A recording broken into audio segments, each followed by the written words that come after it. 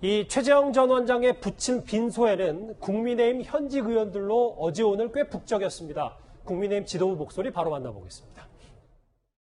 합리적인 이유가 없다고 한다면은 다소 환영받지 못할 선택이다 이렇게 생각합니다. 윤석열하고 크게 다를 거는 없습니다. 여론에서 최재형 원장 같은 경우는 좀 일찍 입당을 하지 않겠냐 이런 기대를 하는데 그 기대도 나름대로 일리가 있다고 생각을 합니다. 대학 다닐 때부터 서로 알고 지내던 그런 인연이 있었던 분이 사실입니다. 우리 국민의힘은 환영의 꽃다발을 준비하고 있습니다. 우리 당으로서는 기왕에 입당하시려면 빨리 입당하시는 것이 좋지 않겠냐는 생각을 가지고 있습니다. 그래서 저희가 그래픽 제목이 무언의 구애 아니냐. 물론 조사에 참석하는 거는 정치권에서 당연한 일입니다만 또 시점이 공교롭고 환영의 꽃다발 준비하고 있다는 그 김기현 원내대표의 말, 합리적 이유 없이 입당을 늦추면 환영을 못 받는다는 이준석 대표의 말, 이것들이 오히려 윤 전 총장보다 최재형 전 원장이 국민의힘에 입당을 먼저 하는 거 아니냐라는 시각도 있는 것 같아요. 그러니까 일부 국민의힘 안에서는 윤석열 총장의 이른바 이제 리스크 관리라는 측면에서 오히려 안전한 최재형 원장이 좀 인기가 떠줘야 상호 보완적으로 이게 대선 플랫폼의 경선 과정이 역동성 있게 진행된다고 생각을 합니다. 또 실제로 이제 대선을 전체판에서 본다고 한다면 한쪽이 일방적으로 독주하는 것보다는 서로 간의 선의의 경쟁을 통해서 상호 보완적이면서 약점을 서로 이렇게 보완해 갈 수 있는 그런 모습이 되어야 마지막에 어떤 후보가 본선에 진출하게 되더라도 시너지 효과가 있기 때문이죠. 그래서 제가 볼 때는 국민의 입장에서는 지금 윤석열 총장은 이왕에 정치 참여선을 하고 당장 입당을 하지 않겠다고 지금 밝힌 상태고 민심 탐방을 통해서 지금 조금 더 밖에서 지금 돌겠다는 입장을 보이고 있기 때문에 어차피 입당을 하게 될 거라고 한다면 최재형 원장 같은 경우는 지금 세력이 이렇게 많지 않고 그다음에 정치가 시작된 지가 얼마 되지 않고 또 정치 입문이 오래되지 않았기 때문에 입당이 조금 일찍 올 수 있지 않겠냐는 기대감 속에서 그 참에 마침 이 조문을 할 수 있는 그런 기회가 열렸기 때문에 조문을 온 국민의힘의 지도부 대부분 사람들이 최재형 원장이 빨리 조기 입당해 주기를 지금 신속하게 무언의 구애가 아니라 사실 대놓고 구애하는 거라고 볼 수 있겠습니다. 네. 그러니까 입당이라는 두 단어만 꺼내지 않았지 무언보다는 러브콜을 계속 보내고 있다. 이도하 변호사님. 화면이 바뀌었는데 물론 무언의 구애 빨리 입당하라는 국민의힘 인사들의 재촉도 재촉이지만 실제로 조금 전에 김종인 전 비대위원장이 이 빈소를 다녀갔다고 하거든요. 이게 윤 전 총장보다 오히려 김종인 전 비대위원장이 최재형 전 원장을 공식석상에서 먼저 만난 건 아닌지. 예.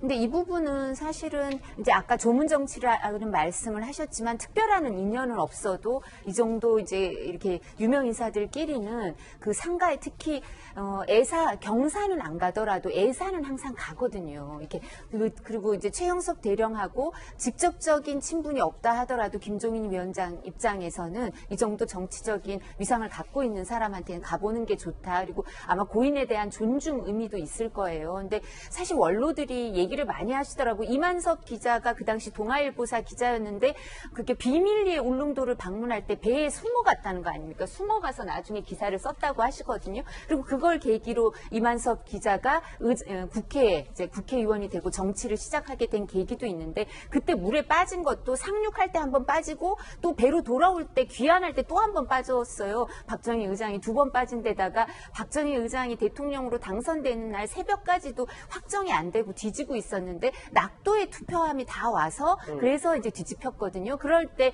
최재형 전 감사원장의 부친에게 전화를 해서 당신이 그 낙도 섬의 민원을 많이 받아줘서 이렇게 내가 당선되는데 힘을 보태줬다. 이런 얘기를 원로들은 많이 하시더라고요. 많이 아시더라고요. 그러니까 원로들은 그 부친에 대한 기억, 그다음에 최재형 전 감사원장에 대한 평가 이렇게 해서 이런 부분에 이런 애사가 있을 때 정치인들은 반드시 가야 된다고 생각하니까 누구를 먼저 이게 아니라 이렇게 명분이 있으니까 가봐야 된다 이런 마음을 먹으셨을 것 같아요. 그러니까 김종인 전 비대위원장이 사적인 인연이 최재형 원장과 없더라도 당연히 자연스럽게 가는 게 이 조문이다. 예. 알겠습니다. 그런데요. 민주당 최고위원인 강병원 의원이 부친 상중인 최재형 전 감사원장에 대해 이른바 도둑에 비유하면서 비판한 글을 올렸다가 이걸 지워서 논란이 일고 있습니다. 차원적인 이와 같은 행보는 그동안 독립성이 보장되는 헌법기구인 감사원을 자기 자신의 정치적 야욕을 위한 도구로 악용했다는 사실을 자인하는 부끄러운 고백, 위헌 고백에 불과합니다. 감사원의 정치적 독립성과 정치적 중립성을 땅에 내팽개친 최 원장은 자신의 행태가 행정부의 직무기강을 확립하기 위해 묵묵히 헌신하고 있는 감사원 직원 모두와 헌법에 대한 모욕임을 꾹꾹히 깨달아야 합니다.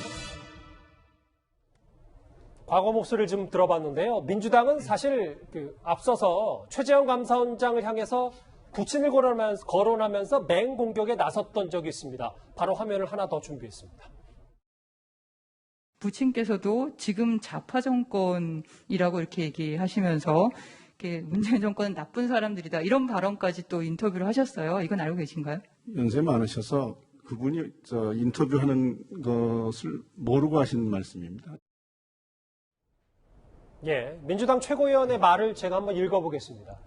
제1야당의 러브콜에 연일 엉덩이를 들썩이는 최 전 원장의 작태는 애초부터 감사원장직은 나의 대권 도전을 위한 하나의 발판에 지나지 않았다는 사실을 증명하는 꼴이나 마찬가지다.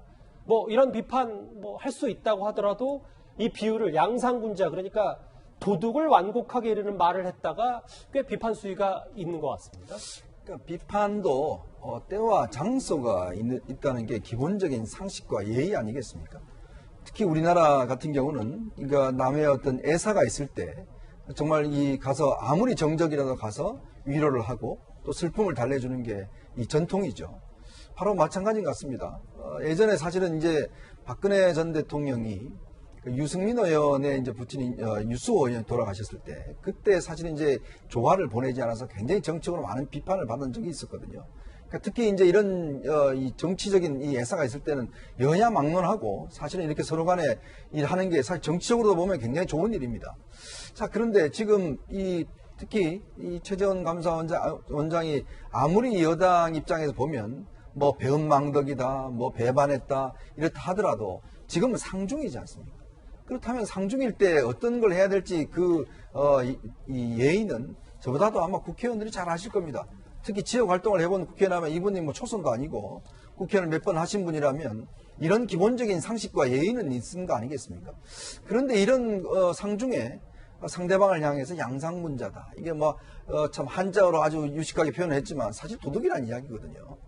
이런 식으로 표현하는 게 과연 우리 정치의 예의가 맞는 것인지, 물론 본인이 삭제하긴 했습니다만 우리가 앞으로 이제 대선전이 치열하게 벌어질 텐데 우리가 사실은 대선전이 치열하더라도 좀 상대방에 대한 예의는 좀 지키자. 제가 이런 말씀을 좀 드리고 싶습니다. 네, 김근식 교수님. 그런데 이거에 대해서 추가로 강병원 최고위원이 유감 뜻이나 사과를 한 표명은 아직은 안 한 거죠? 그렇습니다. 이제 5시간 만에 삭제를 했지만 밝힐 입장은 없다 이렇게 돼 있습니다. 지금 이 의원님 말씀하신 것처럼 양상군자라는 건 사실 도둑놈이라는 이야기인데요. 세상에 조문을 해야도 모자랄 판에 그리고 실제로 민주당의 송영길 대표는 조문을 갔습니다. 그게 사실은 정치권의 최소한의 품격과 예의라고 생각을 합니다. 아무리 민주당 입장에서 또 문재인 정부를 지지하는 사람 입장에서는 정말 나쁜 사람이고 미워 보인다 하더라도 상중에는 최소한의 품격과 예의를 지켜주는 게 맞다고 보고요. 제가 또 이거 연관해서 말씀드릴 수 있는 게 1994년인가요? 김일성 주석 사망했을 때 당시 민주당 진영에 있는 분들은 조문 가야 된다고 그랬고 조의 표명하는 게 맞다고 다 이야기했던 사람이에요. 6.25 전쟁을 일으켜서 수백만을 죽인 사람인데도 불구하고 상대방의 수장, 그러니까 북한의 주석이 죽었으니까 조의를 표하는 게 옳다고 주장했던 사람들입니다. 하물며 같은 문재인 정부의 감사원장을 했고 얼마 전까지만 해도 그리고 같이 여야 간에 그래도 선의의 경쟁을 해야 될 사람 중에 한 분인데 상중에 양상군자다, 배신자다 이렇게 이야기하는 건 제가 볼 때 아까 양상군자 이야기하지만 이건 시정잡배보다 못한 겁니다. 저는 그런 면에서 강병원 최고위원이 보면 사실 젊고 굉장히 온건한 성격으로 제가 알고 있는데 왜 이렇게 무리를 하는지 제가 이해가 되지 않습니다. 김근식 교수님이 말씀하신 논평 취지를 알겠는데 갑자기 또 김일성이 나와서 약간 깜짝 놀라신 분도 있을 것 같아서 약간은 저도 좀 순화를 좀 하겠습니다. 최 교수님. 어제 TV토론에서 추미애 후보가 꼴뚜기가 뛰니까 망둥이도 뛴다. 최근에 정청래 의원이 했던 윤 전 총장과 최재형 전 원장을 겨냥했던 이 말을 인용해서 말을 했는데 강병원 최고위원의 그 양상군자 비유와는 이어지지는 않더라도 이 발언에 대해서 어느 정도 민주당 지지자들은 동의를 할 거라고 보십니까? 민주당 지지자들은 동의한다고 봐요, 저는. 그러니까 저 발언에 대해서. 그러니까 기본적으로 민주당 지지자들은 사실 전 감사원이나 검찰총장이 야권 후보로 나온 것에 대해서 좋게 생각하겠습니까? 탐탁하게 생각 안 하죠. 그래서 그거는 뭐 야당이나 여당이나 입장이 차이가 있을 수 있다고 저는 보고요. 그리고 이제 토론회 과정에서 아마 저 말이 나온 것 같아요. 그래서 강병훈 의원과는 좀 차원이 다르다고 저는 생각해요. 강병훈 의원은 어쨌든 그런 글을 SNS에 올린 건 저는 부적절하다고 생각해요. 어쨌든 그런 말을 나중에는 올릴 수 있다고 저는 봐요. 본인의 입장에서. 그러나 상중에 그런 말을 올린 건 저는 부적절하다고 생각하고, 다만 추미애 이제 후보 같은 경우에는 토론회 가지 질문에 답변을 가지 그런 말이 나왔으니까 그런 부분에 있어서 아마 민주당의 입장을 대변하는 그런 말로 저는 들리는 것이고요. 본인이 경선 과정에서 더 많은 표를 얻기 위해서 그런 표현을 할 수 있다고 생각을 합니다. 예. 정치권이 총집결하고 있는 최재형 전 원장 부친의 빈소액이 오늘 첫 번째 이슈였습니다. 다음 주제 여기서 관련 있는 인물 얘기로 바로 넘어가 볼까요? 윤석열 전 총장 얘기입니다.